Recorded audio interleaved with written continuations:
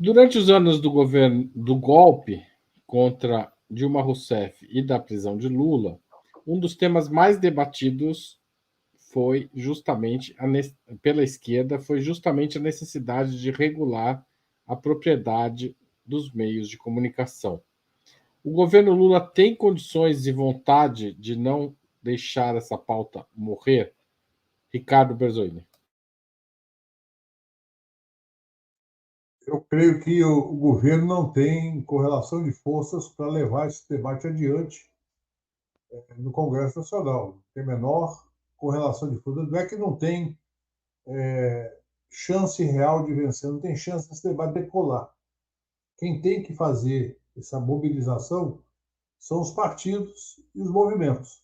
Nós temos que acumular força, temos que acumular identidade do ponto de vista político, ideológico, com os setores que são mais prejudicados. O Gabriel acabou de falar da questão da reforma tributária. E eu falei no começo, essa etapa que foi aprovada na Câmara, que está no Senado, é uma etapa que pode ser importante até para a economia do ponto de vista da simplificação, mas não tem nenhum impacto na questão da distribuição de renda e riqueza.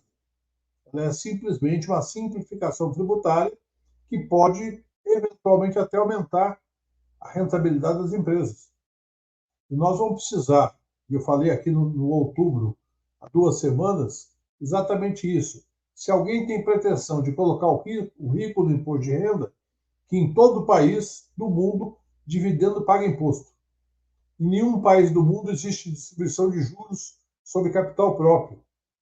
Na maior parte dos países desenvolvidos do mundo, a tributação sobre heranças é pesada. E no Brasil, as três coisas são na contramão do mundo. Eu até costumo brincar que se adotar o sistema tributário norte-americano no Brasil, é um grande avanço. Porque lá tributa dividendo, não tem distribuição de juros e não tem, aliás, se tem uma alíquota alta para herança que chega até a 40%.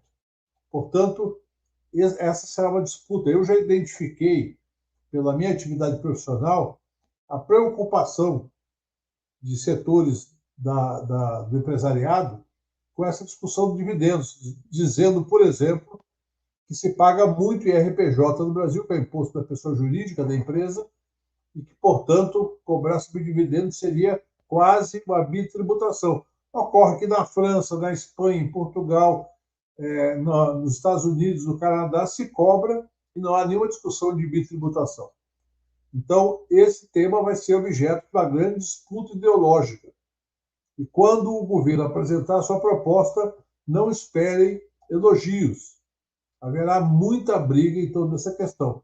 E o governo tem que se preparar em termos de estratégia de comunicação para isso.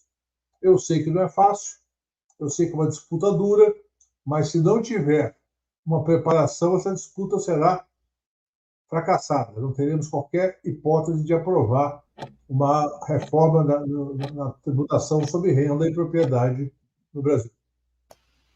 Obrigado, Ricardo. Gabriel. Então, eu concordo com o Ricardo. Nós temos no Brasil uma maioria reacionária de direita que controla o Congresso Nacional. Então, eu não acredito que exista uma possibilidade do Congresso aprovar uma lei de regulamentação da mídia, né, da imprensa no país, de comunicação. Não acho que exista essa correlação de força no Congresso. E nós estamos numa situação também difícil porque o próprio ministro das comunicações do nosso país é o Juscelino Filho, que é do União Brasil, né? Um representante do Centrão, e creio que pelo seu viés ideológico, ele não entende nada de comunicação e também pelos seus compromissos de classe e seu viés ideológico, não sairá nada do Ministério das Comunicações sob a gestão do Juscelino Filho do União Brasil, não digo nenhum projeto de lei, mas sequer uma abordagem, né, crítica, uma política de esclarecimento sobre o tema da regulamentação da grande mídia. É bom a gente perceber, e é até curioso a contradição, né, o cinismo que a mídia tradicional, a Globo, por exemplo, estava apoiando a PEC das fake news, para regulamentar o setor da nova mídia, a mídia das redes sociais, nas plataformas. A Globo estava apoiando o PL do Orlando Silva. E corretamente, a esquerda estava defendendo, o governo, a esquerda, os movimentos sociais, a regulamentação das novas mídias, das redes sociais, o Google, o Facebook, o Twitter, né? Como eles manipulam os algoritmos, a transparência, tudo que envolve o poder que as Big Techs adquiriram no Brasil e no mundo, que é preciso uma regulamentação. E a mídia tradicional, que concorre com a nova mídia, com as Big Techs, estavam defendendo, a Globo defendendo a regulamentação das novas mídias, das Big Techs. Mas elas não querem a regulamentação do seu próprio segmento, né? O que demonstra o cinismo e o absurdo, né? Isso, eles construíram uma narrativa, né, por assim dizer, de que a regulamentação da mídia no Brasil significa censura, colocar o cabresto, né? O que o governo vai passar a dominar a mídia, a controlar ideologicamente, o que é uma falácia, né? Nós temos países, sejam países no centro, né, nos países desenvolvidos, o Reino Unido, a França, tem leis de regulamentação da mídia. Né? Na França, nenhuma imprensa pode ter, nenhum grupo de mídia pode ter mais do que, se eu não me engano, 30% do mercado. O Reino Unido também tem uma legislação, a Argentina tem uma legislação. Né? Seria absolutamente razoável haver uma no Brasil.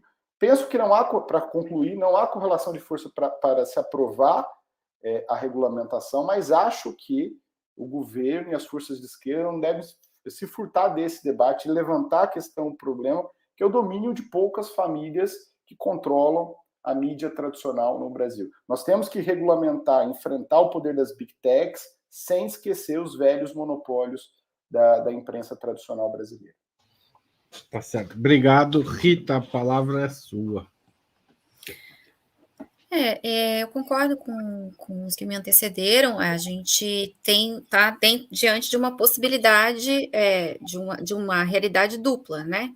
De um lado, um Congresso onde não há espaço, objetivamente, para aprovação de qualquer projeto de lei que seja excessivamente progressista, né? A gente vai conseguir aí coadunar algum tipo de reforma muito negociada, né, do ponto de vista tributário, alguma reforma do sistema de saúde, talvez, algum tipo de piso salarial, esse tipo de coisa, com muita negociação, muito cargo, muita conversa, enfim, o governo federal vai conseguir aprovar algumas coisas.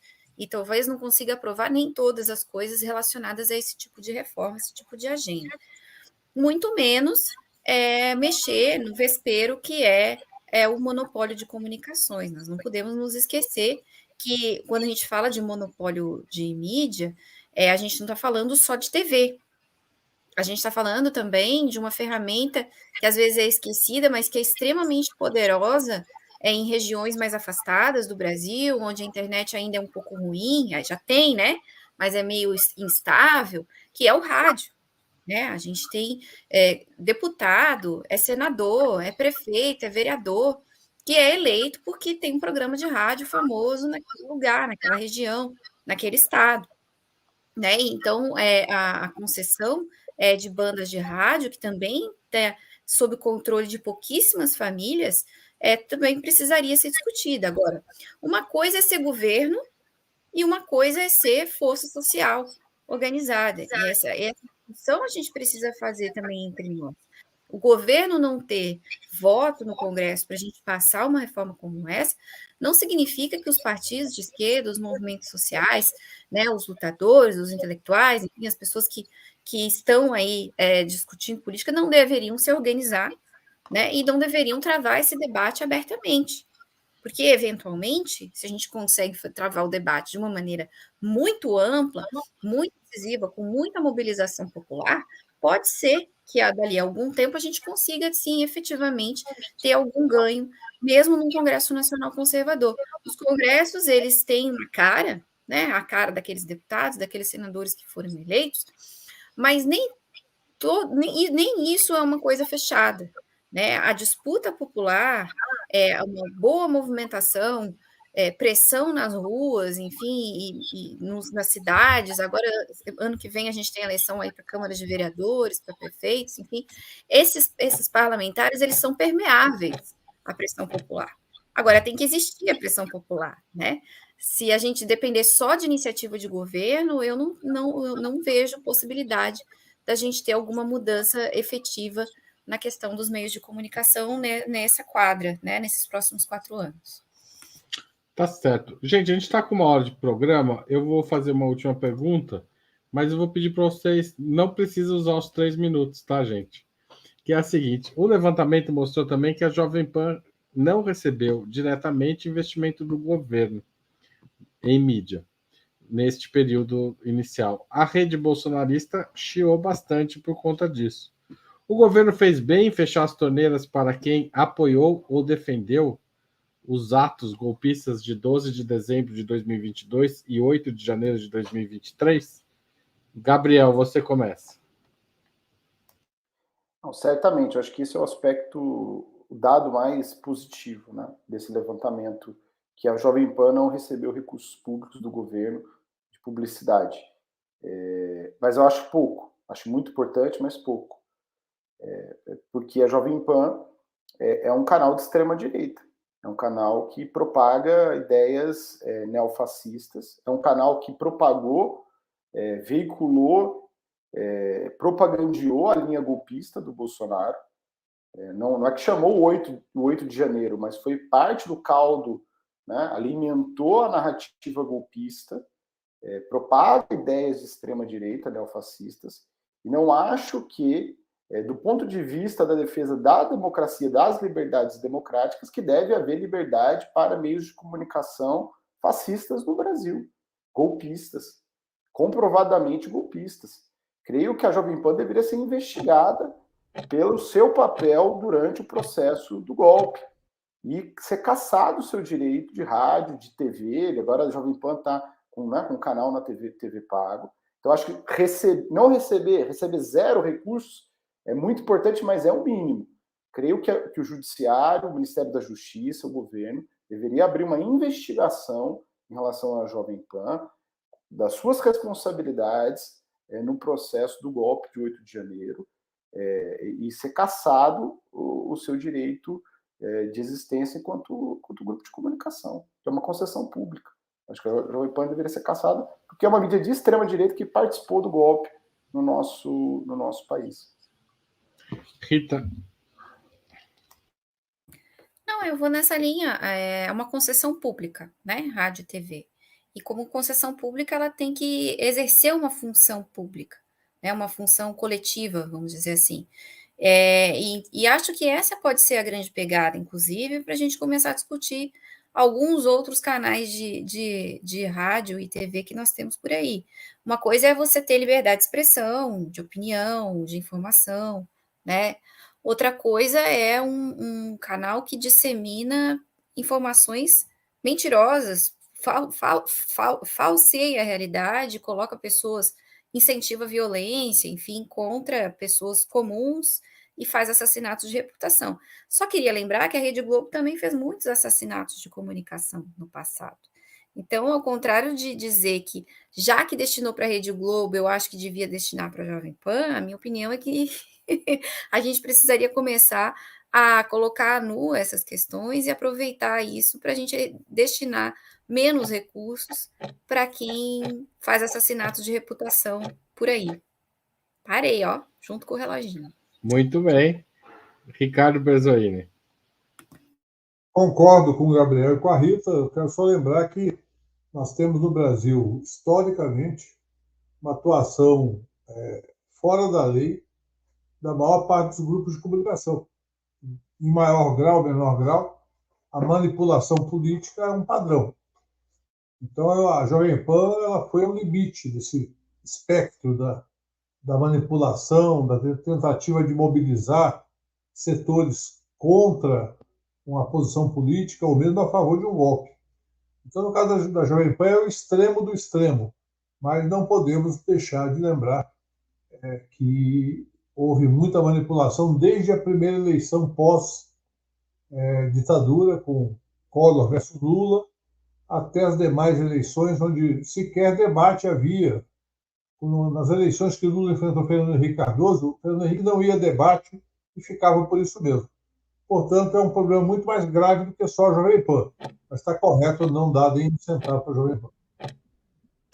Tá certo, gente. Eu queria agradecer muito a presença de vocês, aos comentários aqui das pessoas que participaram ativamente. Foi bem animada a conversa. Voltem sempre vocês e voltem sempre vocês que assistiram. Boa noite a todos e todas e até mais. Tem muitos programas sobre o PL 2630 do Opera Mundi aí. Procurem aí no Google, tá? No YouTube, pessoal. Valeu. Tchau, tchau.